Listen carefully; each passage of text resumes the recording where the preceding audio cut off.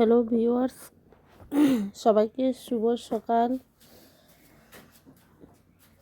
আমি সকালবেলা রান্নার কিছু কাজ করছি, তাই তোমাদের সাথে একটু শেয়ার করলাম। ভিডিওটা সম্পূর্ণ দেখতে থাকো। পাশাপাশি তোমাদের আমি একটা স্টোরি বলবো, স্টোরিটা একটু মনোযোগ সহকারে শুনো। অ্যাকচুয়ালি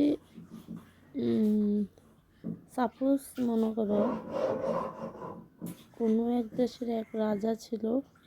ওই রাজার দুই পুত্র ছিল এবং দুই কন্যা ছিল। খুব স্টোরির মধ্যে বলা আছে যে যার শেষ ভালো সে তার সবই ভালো। তো অ্যাকচুয়ালি এটা বাস্তব যে আমরা যতই জনে যত কথা বলি না কেন, যার শেষ ভালো তার সব ভালো। অর্থাৎ কোন মানে কি বলবো, যেমন সুখ আছে যে কোনো তার মধ্যে দুঃখ আছে, দুঃখটাকে পরাজয় করে সুখকে জয় করতে হয়। তো ওই রাজার অ্যাকচুয়ালি আমি গল্পের দিকে যাচ্ছি। রাজা দুই ছেলের মধ্যে বড় ছেলেটা ছিল খুবই দস্যু বলা চলে, মানে মানবতা জিনিসটা নেই। অ্যাকচুয়ালি মানবতা থাকলে আমরা কি করি, প্রত্যেকটা সংসারে যদি মানে ভালো কিছু পরিবারের যদি কেউ ভালো চায় তাহলে কি করবে, ওই ওই রাজারই সন্তান চাইবে যে তাদের মধ্যে মিশ করে তাদের যাতে কোনো রকম প্রবলেম না হয়, পরিবারের যাতে অসম্মান না হয়, সে সে সবসময় চাইবে। কিন্তু ওই রাজার প্রথম ছেলেটা খুবই দস্যু ছিল, মানে ফ্যামিলির কোনো কিছুই ভালো চাইতো না। কিন্তু ছোট ছেলেটা খুবই মন সরল দয়ালু ছিল এবং বাবা মা পরিবারের প্রতি খুবই কর্তব্যপরায়ণ ছিল এবং আত্মীয় স্বজন বলো বোন বলো সবার প্রতি খুব খেয়াল রাখতো এবং বাবাকে গুরু মনে করতো। কিন্তু হ্যাঁ, একটু একটু প্রবলেম বলতে একটু কথা শুনতো না, কিন্তু না মানে মনের দিক থেকে খুব ভালো ছিল। সবার সাথে মিলেমিশে চলাই খুব ভালো মনে করতো।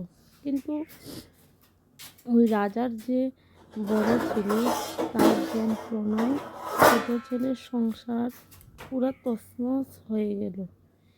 যেমন বলতে গেলে ওই ছোটো ছেলের কীভাবে পতন হয় সবসময় চাইতো, কিন্তু ছোট ছেলে অসহায়।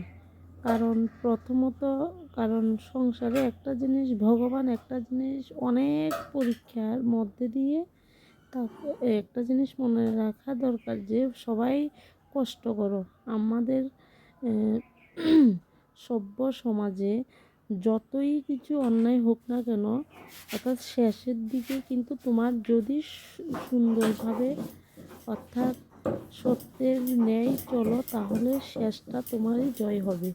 তো ছোটো ছেলে কি মনে ছোটো ছেলে সব সময় বাবার প্রতি কেয়ারিং, সংসারের প্রতি কেয়ারিং ছিল। কিন্তু হ্যাঁ, ওর সংসারে খুবই দুঃখ ছিল, দারিদ্র্যের মধ্যে দিন কাটাতো এবং ছেলে মেয়েদের নিয়ে অনেকটা কষ্টের মধ্যে যেত এবং কাজ করে খেত।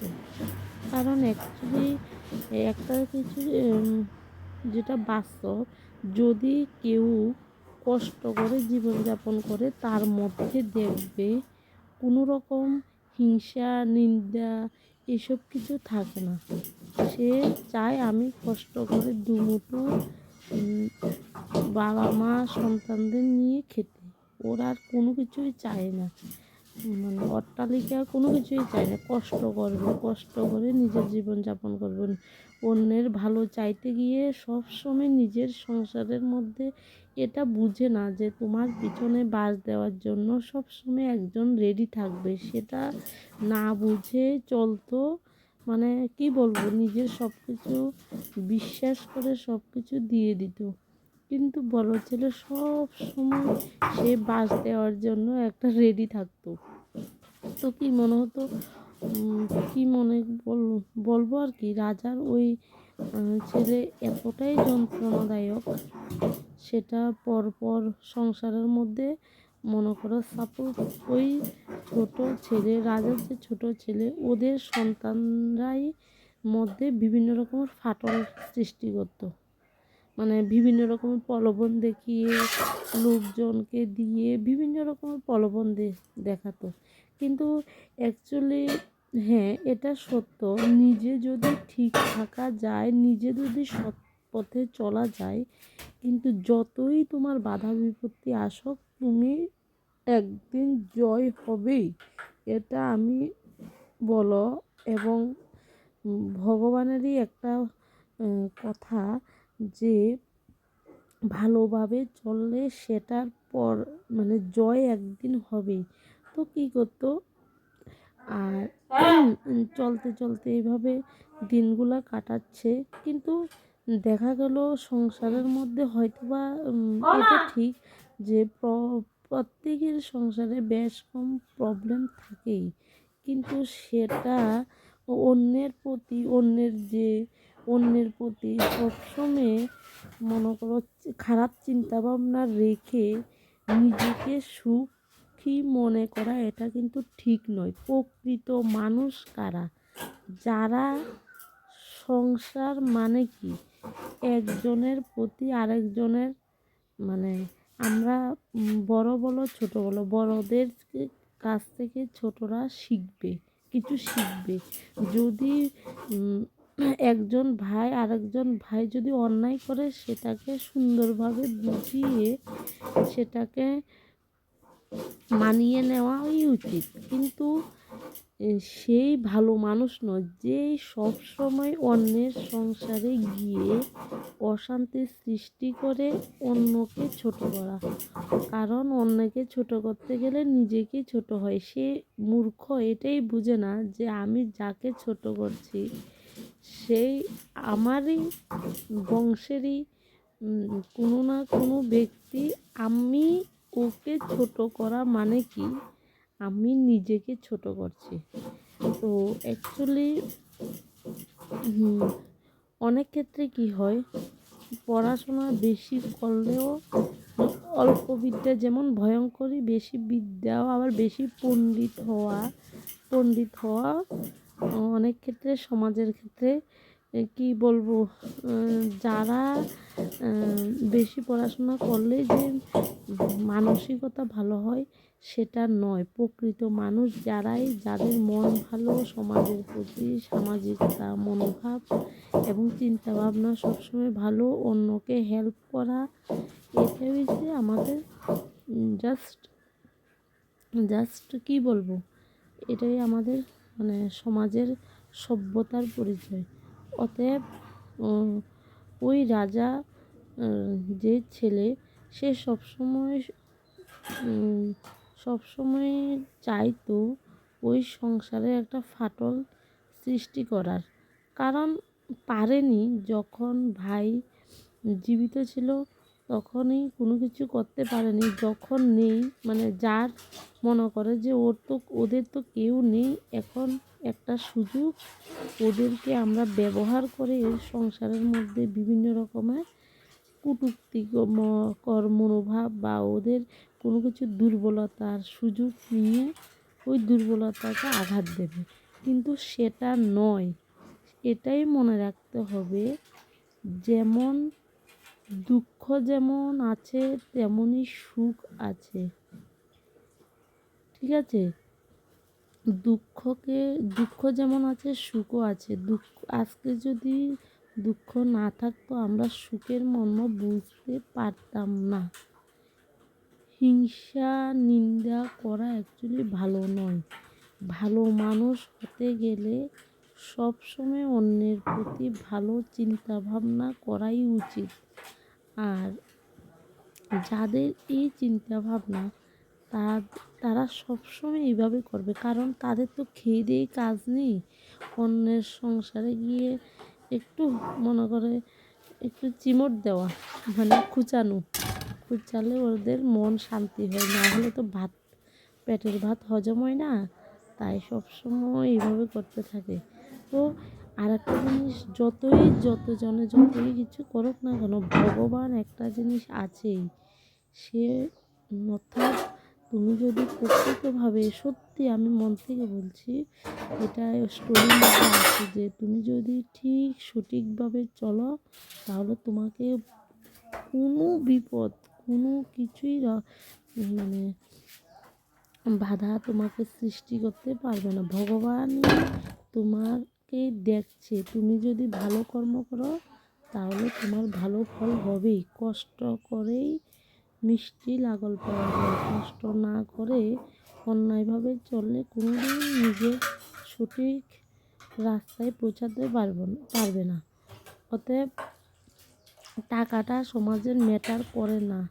তোমার ভালো চিন্তাভাবনা, ভালো কাজের প্রতি অ্যাক্টিভিটি, ভালোভাবে চলাই, সেটার মধ্যে ফ্যামিলিকে নিয়ে চলায়, সেটার মধ্যে খুবই আনন্দ আছে। তো শত্রুরা তো সেটা বুঝে না যে টাকা দিয়ে সব কিছু হয় না। টাকা দিয়ে যদি সব কিছু হতো, মানুষের মন, ব্যবহার, আচার আচরণ সবগুলাই মিলেই মানুষের প্রকৃত পরিচয়। তো অর্থাৎ ছোট ছেলেকে যতই যন্ত্রণা দেখ না কেন, সঠিক রাস্তায় ছিল বলেই শেষের দিকটা ও ভালোভাবে, ওদের পরিবার ভালোভাবে কাটাচ্ছে। অতএব এটাই স্টোরির মধ্যে বলা আছে যে তোমাকে যতই জনে হিংসা করুক না কেন, তোমার কর্মই তোমার পরিচয়। এই সংসারে এসে কেউ কোনো কিছু সঙ্গে নিয়ে যাবে না। তোমার আচার আচরণ, ব্যবহার এবং তোমার কর্ম দিয়ে তোমাকে সবাই চিনবে, জানবে, বুঝবে। অতএব এটা ঠিক, এটা শেষে হলেও এটা স্বীকার করতে হবে যে ভালো কর্ম করলে ভালো ফল অবশ্যই দেবে। কারোর প্রতি আস্থা না রেখেও ভগবানের প্রতি আস্থা রাখবে, তাহলে তোমাদের মনটা খুব ভালো থাকবে। এটাই স্টোরির মধ্যে বলা আছে। অতএব মানে প্রত্যেকের কর্মের দিকে ফোকাস দেওয়া উচিত, ভালোভাবে চলা উচিত। তাহলেই কোনোই শত্রু, কোনো বিপদই তো তোমাদেরকে ঘিরে রাখতে পারবে না। এটাই বাস্তব নিয়ম, এটাই সত্য, এটাই অ্যাকচুয়ালি হয়ে এসেছে। এটাই বলবো, স্টোরির মধ্যে এটাই বলা আছে। তো তারপর পাশাপাশি আমার ভিডিওর মধ্যে দেখতে থাকো। আমি আজকে কিছু ডালের বড়া করছি। ডালের বড়ার জন্য সমস্ত কিছু রেডি করে নিচ্ছি।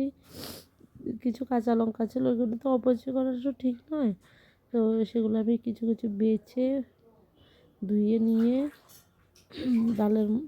ডালের বড়াটা বেটে নিলাম। তোমরা দেখলে সবাই, এবং পাশাপাশি আমার ভিডিওটা মনোযোগ সহকারে দেখবে। সবার কাছে এটাই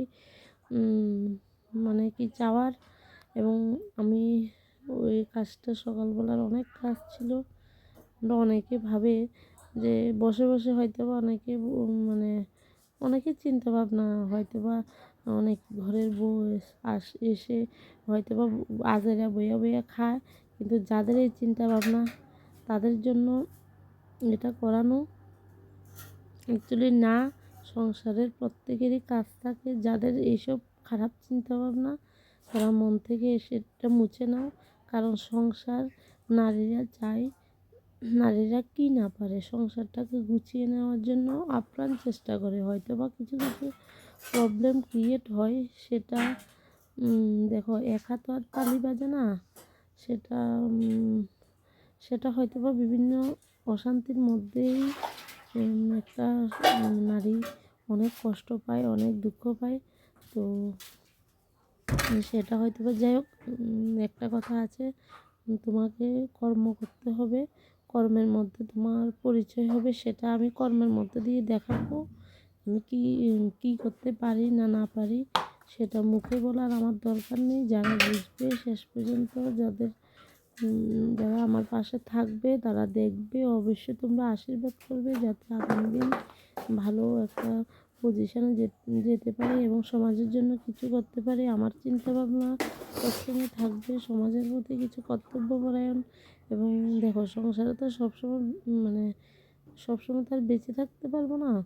তো বেঁচে থাকার মধ্য দিয়ে যাই হোক, যদি কোনো রকমের সুযোগ হয়, কোনো সময় থাকে, আর্থিকভাবে সচ্ছলতা হই, তোমরা যদি পাশে থাকো, তাহলে আমারও চিন্তাভাবনা সমাজের প্রতি কিছু করা, পরিবারের জন্য কিছু করা। আমারও অনেক স্বপ্ন আছে, স্বপ্নটা যদি তোমরা চাও অবশ্যই হবে। আমি তার মধ্যে দিয়ে ডালের বড়াটা মেখে নিচ্ছি। দেখো, মেখে এখন আমি একটু রান্না করব, ডালের বড়াটা করব। সেটা ভালোভাবে একটা চামচের মাধ্যমে সেটা লাগাইলাম। দেখো তোমরা,